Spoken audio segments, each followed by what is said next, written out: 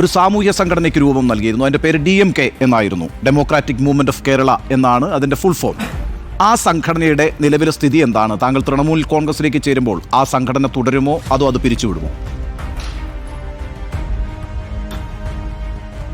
DMK ഒരു social സംഘടനയായിട്ടാണ് നമ്മൾ രൂപീകരിച്ചത്. DMK പിരിച്ചുവിടണമോ അതോ ഈ സോഷ്യൽ സ്റ്റാറ്റസ് നിലനിർത്തിക്കൊണ്ട് ഈ TMCയുടെ ഒരു സപ്പോർട്ടിംഗ് സോഷ്യൽ മൂവ്മെൻ്റ് ആയിട്ട് തന്നെ അത് മുന്നോട്ട് കൊണ്ടുപോകണമോ എന്ന കാര്യം ഞങ്ങൾ അണ്ടർ ഡിസ്കഷനിലാണ്. ആ ഡിസ്കഷന് ശേഷമേ ധൃതിപ്പെട്ടൊരു തീരുമാനം അതിന് മുകളിലുണ്ടാവില്ല. പൊതുവിലൊന്ന് ആലോചനകൾ നടത്തിയതിന് ശേഷമേ ഇതിന് മുകളിലൊരു തീരുമാനം ഉണ്ടാവും. ഇപ്പോഴത്തെ ഒരു സ്റ്റാറ്റസിൽ എങ്ങനെയാണോ DMK നിൽക്കുന്നത് അത് ആ സോഷ്യൽ സ്റ്റാറ്റസിൽ ഇപ്പോൾ ഞങ്ങൾ നിലനിർത്തുക എന്നതാണ് തൽക്കാലം ആലോചിച്ചിട്ടുള്ളത്. ശരി, താങ്കൾ തൃണമൂൽ കോൺഗ്രസിൽ ഉടൻ തന്നെ മെമ്പർഷിപ്പ് എടുക്കും എന്നാണ് ഇന്ന് വാർത്താ സമ്മേളനത്തിൽ പ്രഖ്യാപിച്ചിരിക്കുന്നത്. നോക്കൂ, തൃണമൂൽ കോൺഗ്രസ് ബംഗാളിൽ പ്രവർത്തിക്കുന്നൊരു പാർട്ടിയാണ്. നിശ്ചയമായും നോർത്ത് ഈസ്റ്റേൺ സംസ്ഥാനങ്ങളിൽ ചില സംസ്ഥാനങ്ങളിൽ അവർക്ക് സാന്നിധ്യമുണ്ട്. ആസാമിൽ പ്രത്യേകിച്ച് നല്ല സാന്നിധ്യമാണ്. കേരളത്തിൽ തൃണമൂൽ കോൺഗ്രസുമായി താങ്കൾ രംഗപ്രവേശം ചെയ്യുമ്പോൾ താങ്കൾ UDFിലേക്ക് വരാം എന്നാണ് പ്രതീക്ഷിക്കുന്നത്.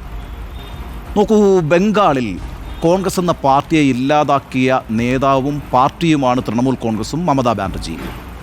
ഇന്നിപ്പോൾ ദേശീയ രാഷ്ട്രീയത്തിൽ ഇന്ത്യ മുന്നണിയിൽ രാഹുൽ ഗാന്ധിക്ക് എതിരെ നിൽക്കുന്ന നേതാവ് കൂടിയാണ് മമതാ ബാനർജി. രാഹുൽ ഗാന്ധി ഇന്ത്യ മുന്നണിയുടെ നേതൃത്വത്തിൽ നിന്ന് മാറണമെന്നും പകരം താനാ നേതൃത്വം ഏറ്റെടുക്കാമെന്നും പറയുന്ന ഒരു നേതാവാണ്. കേരളത്തിൽ താങ്കൾ തൃണമൂൽ കോൺഗ്രസിൻ്റെ പതാകയും ഏന്തി വരുമ്പോൾ കോൺഗ്രസിന് താങ്കളെ അത്ര എളുപ്പത്തിൽ സ്വീകരിക്കാൻ കഴിയും എന്ന് വിചാരിക്കുന്നുണ്ടോ?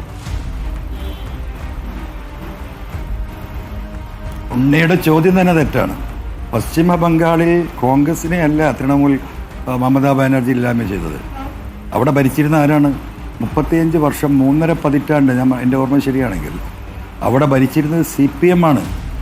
ആ CPMനോട് പോരാട്ടം നടത്തിയ ഒരു കോൺഗ്രസ്സുകാരിയായിരുന്നു മമതാ ബാനർജി.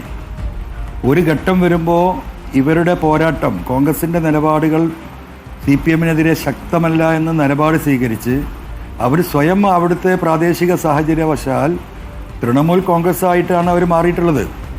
അവരൊരിക്കലും കോൺഗ്രസിനെ അല്ല, കോൺഗ്രസ് ആ വഴിക്കുണ്ടായിരുന്നില്ല. ഇപ്പോഴും അവിടുത്തെ കുഴപ്പമെന്താ?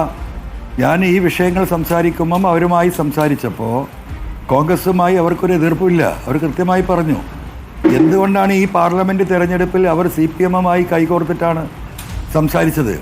CPMമായിട്ടുള്ള ബാന്ധവം പശ്ചിമ ബംഗാളിൽ വിട്ടാൽ ഇക്കഴിഞ്ഞ 2024 തെരഞ്ഞെടുപ്പിൽ പോലും സീറ്റ് കൊടുക്കാൻ അവർ തയ്യാറായിരുന്നു. പക്ഷേ അതിന് അവിടുത്തെ കോൺഗ്രസ് ലീഡർഷിപ്പ് തയ്യാറായിരുന്നില്ല. നിങ്ങൾക്കറിയാലോ, ഒരു ഘട്ടത്തിൽ കോൺഗ്രസിൻ്റെ ദേശീയ അധ്യക്ഷൻ അവിടുത്തെ കോൺഗ്രസിൻ്റെ PCC പ്രസിഡന്റിനെ ശാസിച്ച ഒരു സിറ്റുവേഷൻ അവിടെ ഉണ്ടായിരുന്നു. അതാണ് അവിടുത്തെ സ്ഥിതി. അവിടുത്തെ കോൺഗ്രസ് എന്ന് പറയുന്നത് ഈ പറയുന്ന ദീദിയോട് വ്യക്തിവൈരാഗ്യം നടത്തുന്ന തരത്തിലുള്ള ചില ആളുകൾ ആ പ്രസ്ഥാനത്തിലുണ്ട്. അതിന് ദേശീയ കോൺഗ്രസിന് അനുകൂലമല്ല.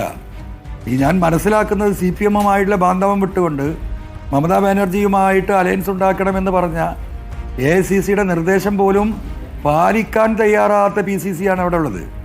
അപ്പോൾ ഉണ്ണിയുടെ ആ ചോദ്യം, ഇന്ത്യൻ നാഷണൽ കോൺഗ്രസിനെ അവിടെ ഇല്ലായ്മ ചെയ്തൊരു അവിടുത്തെ ഇന്ത്യൻ നാഷണൽ കോൺഗ്രസ് മമതയായിരുന്നു, അവിടെ ഇല്ലായ്മ ചെയ്തത് CPMനെയാണ്. അപ്പം അത് തെറ്റായൊരു ചോദ്യമാണ്. അല്ല, അങ്ങനല്ല.